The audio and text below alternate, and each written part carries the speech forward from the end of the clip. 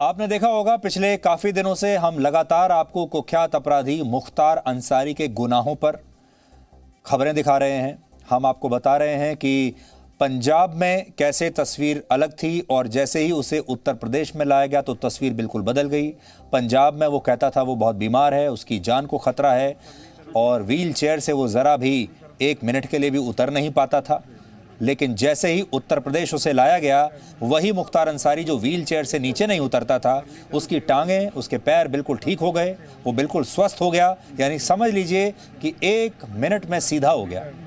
इसलिए अब हम उसके गुनाहों की एक बहुत बड़ी गवाही आपको दिखाएंगे। एक समय था जब मुख्तार अंसारी से पूरा पूर्वांचल घबराता था, डरता था, लेकिन उसी पूर्वांचल के वाराणसी जिले के एक डीएसपी ने मुख्तार अंसारी को भी डरा कर रखा हुआ था। हम अक्सर अपने जांबाज पुलिस अधिकारियों को शाबाशी नहीं देते, हम उनका मनोबल बढ़ाने की कोशिश नहीं करते। इसलिए आज हमें यह लगा कि मुख्तार अंसारी के बारे में तो हम आपको लगातार बता रहे हैं, लेकिन उस जांबाज पुलिस अधिकारी से भी आपको मिलवाना चाहिए जिसने 17 साल पहले सरकार से लड़कर मुख्तार अंसारी के खिलाफ पोटा यानी प्रिवेंशन ऑफ टेररिज्म एक्ट के तहत कार्रवाई की थी। और इस अधिकारी का नाम है शैलेंद्र सिंह। अब उत्तर प्रदेश की एसटीएफ के पूर्व डीएसपी शैलेंद्र सिंह ने मुख्तार की पूरी क्राइम फाइल जी न्यूज पर आपके लिए खोल कर रख दी है। कैसे पूर्व डीएसपी शैलेंद्र सिंह ने कुख्यात अपराधी के गुनाहों की इन्वेस्टिगेशन की, कैसे उसके खिलाफ सबूत जुटाए।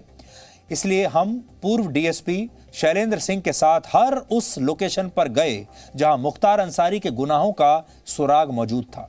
17 साल पहले क्या हुआ था, मुख्तार अंसारी माफिया डॉन कैसे बना, और उस डीएसपी ने हमें एक एक बात बताई। पूर्व डीएसपी शैलेंद्र सिंह ने हमें बताया कि मुख्तार अंसारी पर पोटा लगाना आसान नहीं था। माफिया डॉन पर कार्रवाई से तत्कालीन मुलायम सिंह सरकार इस कदर नाराज हो गई थी कि उसने शैलेंद्र सिंह को नौकरी छोड़ने पर मजबूर कर दिया था। उस वक्त शैलेंद्र सिंह वाराणसी जिले के डीएसपी हुआ करते थे।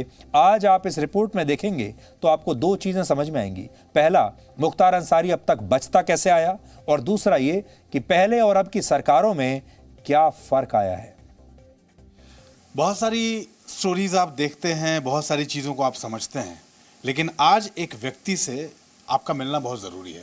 शायद उन्होंने खुद भी ये कल्पना नहीं की थी कि जो दंश उन्होंने झेला, जो वक्त उन्होंने गुजारा और जो वक्त उनके परिवार ने गुजारा, एक ऐसा वक्त भी आएगा जब ये याद आएगा कि हाँ, समय बलवान होता है, ये सिर्फ किताबों में नहीं लिखा, समय वाकई बलवान होता है।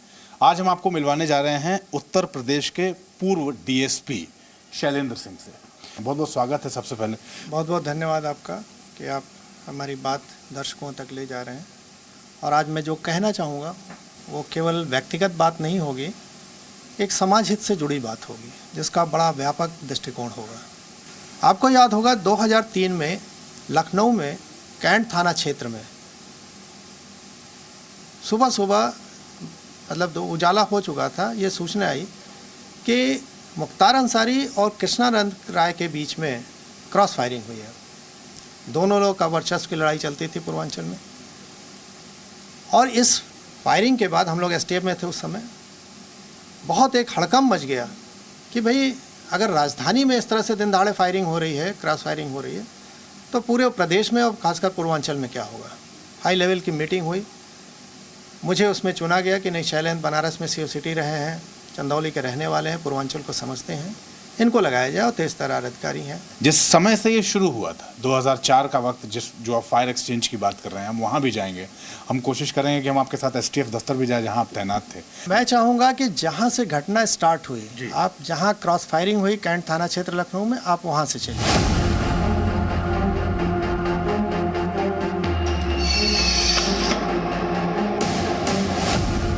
ये लोकेशन इसलिए इम्पॉर्टेंट है कि पूरी कहानी यहीं से स्टार्ट हुई थी। 2003 लास्ट में मुख्तार अंसारी और कृष्णानंद के बीच में फायरिंग, एक आदमी बनारस से आ रहा था, दूसरे लखनऊ जा रहे थे, और आमने सामने देख के इन लोगों ने दूसरे पर फायरिंग शुरू कर दी। अब मुझे वो याद आ रहा है कि उस समय बनारस से शायद मुख्तार आ रहा था, लखनऊ से कृष्णानंद जा रहे थे। उन दोनों को पता था कि वो दोनों इसी रास्ते?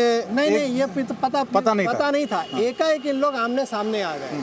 तो आमने सामने आते ही सुबह का समय था, उजाला हो रहा था, तो इन लोगों को लगा जैसे कि कोई चेस कर रहा है, तो घबरा गए एक दूसरे से, तो एक दूसरे पर फायरिंग ये लोग करने लगे। और उसमें ये हुआ कि लिसनिंग में बार बार आ रहा था, ये लोग जैसे फ़ोन पहले से सुन रहे थे, तो उसमें आ रहा था कि एकदम कर मार दिया जाए। तो मुख्तार अंसारी के साइड से कोई कह रहा था कि सामने उन लोग, थोड़ी दूरी थी इनके बीच में, कि सामने वही कृष्णानंद के लोग हैं और भैया कहो तो हम मार दें, कोई सबका वो नीचे दिख रहा है, एक सिपाही की टोपी दिख रही है, क्या उसमें मार दें हम?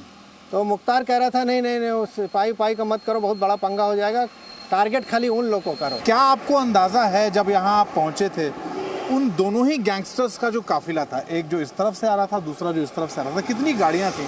काफिला इन लोग का जो चलता था, आपको अमूमन मालूम है कि एक आदमी मिनिमम 7, 8, 10 गाड़ी लेके चलता था। तो काफिला इन लोग का उस हिसाब से आदमी भी चलते थे, हर गाड़ी में कम से कम 4-5 लोग इनके रहते थे, राइफल गन लेके, हर तरह वैध अवैध सब तरह के असलहे लेके चलते थे। कोई इनकी चेकिंग करता नहीं था। वीवीआईपी लोग थे, माननीय लोग थे, विधायक भी थे, तो पुलिस की हिम्मत नहीं होती थी लोकल चेक कर ले।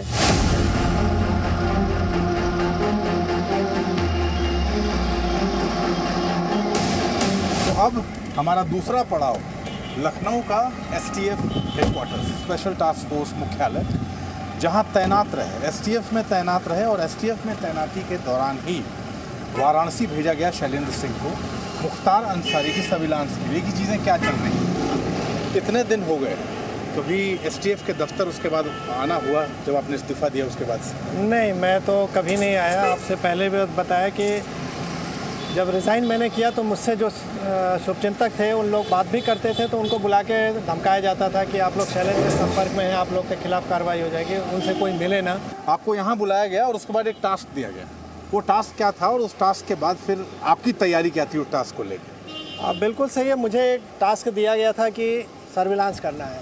एसटीएफ का ऑफिस में ही सब बैठ के सर्विलांस होता था। उस समय कोई जोन नहीं था, पूरा एक ही हेडक्वार्टर होता था लखनऊ, यहीं पूरी टीम बैठ के काम करती थी। यहीं से फिर जब ये एलएमजी का बात आई 17 जनवरी 2004 के आसपास, कि अब यहाँ से फिर टीम बना के हुआ कि आप लोग इसको फील्ड में जाइए और करिए। तो एसटीएफ ऑफिस में ही लिसनिंग की गई, यहीं से बैठ के अधिकारियों के साथ पूरी स्ट्रेटजी बनी। हमारी जो टीम थी हमारे नेतृत्व में यहाँ बनाई गई कि जो फील्ड में अब काम करनी है, जिनको अधिकारियों को मांगा उनको दिया गया। और यहाँ से फिर अनऑफिशियली हमको एक बनारस में मकान किराए पर लेके ऑफिस बनाने के लिए कहा गया, और वहाँ बैठ के हम लोगों ने काम करना शुरू किया। और 17 जनवरी के से ये प्रकरण सामने आया, और लास्ट में जो 24/25 की रात में मैंने पकड़ा, 25 को डीलिंग थी। तो जैसा कहा गया था कि रिकवरी मुख्तार के पास एलएमजी जाने के पहले करनी है, क्योंकि अगर उसके पास चली गई तो बड़ी गंभीरता थी कि फायरिंग होगी तो पता नहीं कितना होगा और शासन सरकार की बदनामी होगी। तो हम लोगों ने खैर वहाँ टीम मौके पर रिकवर किया। तो पूरी स्ट्रेटजी, मॉनिटरिंग सब, एक टीम हमारी फील्ड में थी और एक टीम जो लिसनिंग कर रही थी तमाम, वो हमारी यहीं पे बैठ के लिसनिंग कर रही थी एसटीएफ कार्यालय पर। एलएमजी केस में मुख्तार अंसारी पर जो एफआईआर दर्ज हुई शैलेंद्र जी, उसमें पोटा नहीं था पहले, पोटा बाद में उसमें इंक्लूड किया गया उसकी गंभीरता को देखते हुए। पोटा के उसमें जुड़ने के बाद जो भूचाल मचा वो क्या था? देखिए बात सही है, इन लोग को पोटा मालूम नहीं होता। एफआईआर हमने तो रिकवरी मेमो बनाई, रिकवरी मेमो बनाने के बाद हम थाने पर देते हैं उसको तहरीर के रूप में, और उस पर एफआईआर मुंशी लिखता है, दर्ज करता है थाने का, और मुंशी उस पर फिर विवेचनाएं संबंधित जो भी उस समय एग्जिस्ट करती हैं उसको लगाता है। तो उस मुंशी का इतना ज्ञान नहीं था कि यहाँ पे पोटा है।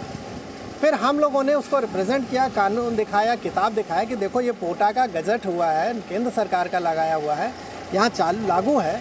तो उसने उसको पोटा फिर आगे उसमें दर्ज किया बयान, अरे वो धाराओं में। तो ऐसी स्थिति में जब पोटा लग गया तब इन लोग की घबराहट शुरू हुई कि अब तो मुख्तार भी दोषी हो गए। आर्म्स एक्ट में तो जो बात कर रहा है वो दोषी नहीं है, जिसके पास रिकवरी वो दोषी है। और अब इस बातचीत के आखिरी पड़ाव में कुछ ऐसी बातें रह गई थी सिंह साहब जो बात करना ज़रूरी था।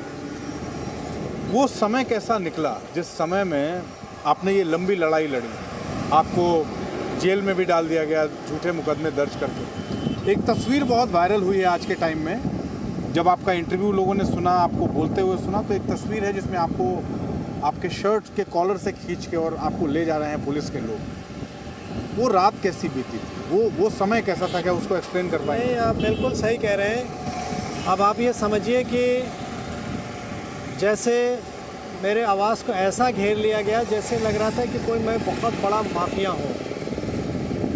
डीजी पुलिस सब लोग कैंप करके पूरा यहीं नीचे आके मेरा घर का दरवाज़ा तोड़ के। ये कब की बात है सर? ये बात है 2008 सितंबर की। और हमको जब कोर्ट में प्रोड्यूस किया गया, मतलब इस आपाधापी में समझ लीजिए ऐसे ले जा रहे थे, मेरा पूरा टी शर्ट फट गई थी। और वहाँ पे ले जाके कोर्ट में जब प्रोड्यूस किया तो वहाँ के मुझे याद है कोर्ट ने टिप्पणी की थी कि हम जब कोर्ट में सुबह आए तो ऐसा लग रहा था कोर्ट में इतना पुलिस का घेरा जैसे लग रहा था किसी आतंकवादी को प्रोड्यूस किया जा रहा था। और खैर कोर्ट ने बाद में गवर्नमेंट के खिलाफ स्ट्रक्चर भी पास किया।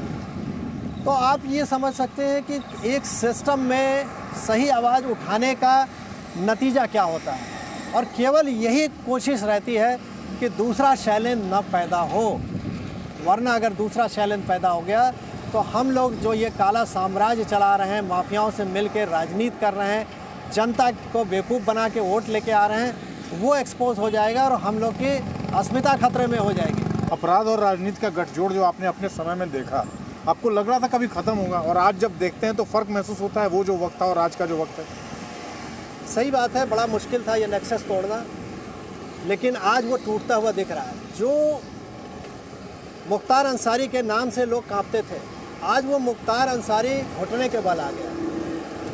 मैंने देखा आप ही के चैनल पे कि रात में वो सो नहीं पाया और सुबह 4 बजे तक उसकी नींद नहीं आई। और जो व्हील चेयर पर बैठने का ड्रामा कर रहा था वो पूरे वहाँ बताया गया कि अंदर जेल में घूम रहा था, उसको सफोकेशन फील हो रहा था। तो ये दिन देख के मुझे संतोष हो रहा है कि जो अपराध और माफिया का गठजोड़ था वो लग रहा टूटते हुए नज़र आ रहा है। सत्य परेशान हो सकता है, पराजित नहीं।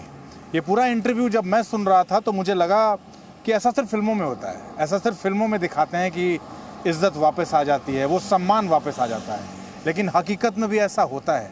धैर्य रखने की ज़रूरत है, अपना संयम बरतने की ज़रूरत है और अपने सत्य पर टिके रहने की ज़रूरत है।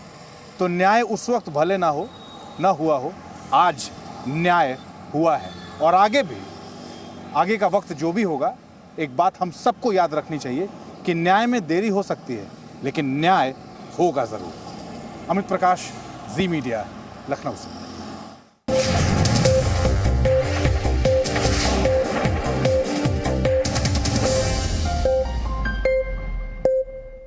Presenting B News app, available on Google Play and App Store. Download it now.